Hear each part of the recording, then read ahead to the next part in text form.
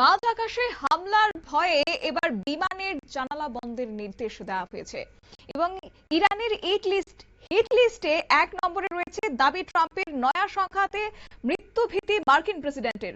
জানবো বিস্তারিত, সঙ্গে যুক্ত হয়েছে প্রতিনিধি সৌম্য মুখোপাধ্যায়। সৌম্য, মার্কিন প্রেসিডেন্টের বিস্ফোরক দাবি যে ইরানের হিট লিস্টে 1 নম্বরে তিনিই রয়েছেন। নতুন করে যেন একটা উত্তপ্ত তৈরি হয়েছে ওয়াশিংটন এবং তেহরান সম্পর্কের মধ্যে, কি বলবে?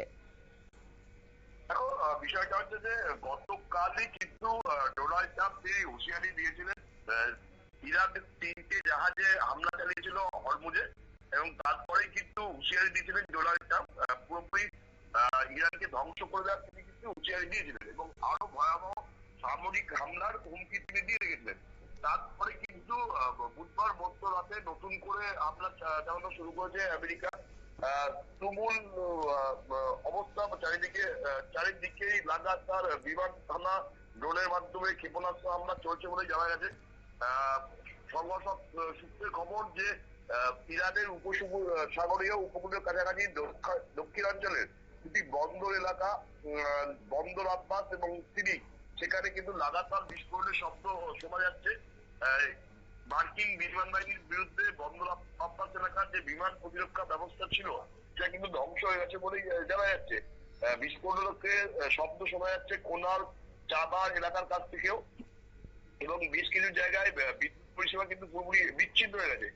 এর মাঝেই কিন্তু একটি বিষয় উঠে এসেছে, সেটা জানা গেছে যে ডোনাল্ড ট্রাম্প তিনি কিন্তু বিমানে করে যাচ্ছিলেন এক জায়গায়, এবং সেখানে যাওয়ার পথেই তিনি কিন্তু পরিষ্কার বলেন যে বিমানের জানলা বন্ধ করার তিনি নির্দেশ দেন। এরামই কিন্তু পেন্টাগন সূত্রে জানা যাচ্ছে।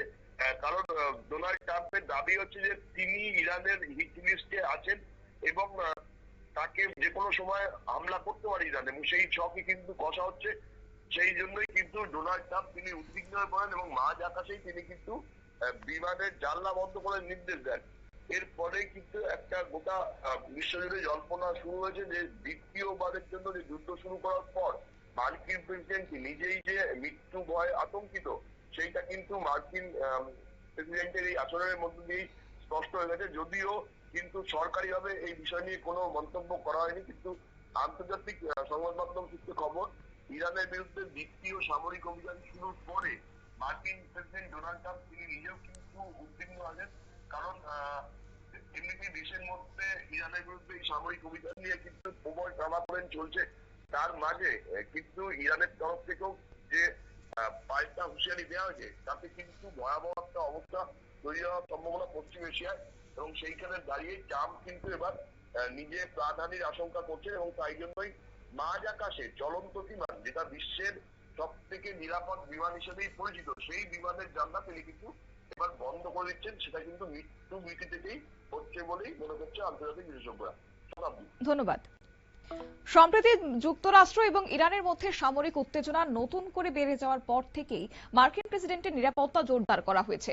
একই সঙ্গে ট্রাম্প তিনি নিজেই জানিয়েছেন যে তিনি মনে করেন না যে এই সংঘাত দীর্ঘমেয়াদী যুদ্ধের রূপ নেবে, যদিও ইরানের বিরুদ্ধে আরো কঠোর পদক্ষেপ নেওয়ার হুঁশিয়ারি দিয়েছেন। অন্যদিকে মার্কিন প্রেসিডেন্টের তিনি দাবি করছেন যে নিরাপত্তার খাতিরে এবার জানালা বন্ধের নির্দেশ দেওয়া হয়েছে, আর এই প্রসঙ্গে হোয়াইট হাউসের পক্ষ থেকে এখনো পর্যন্ত আনুষ্ঠানিক কোন রকমের কিছু মন্তব্য করা হয়নি।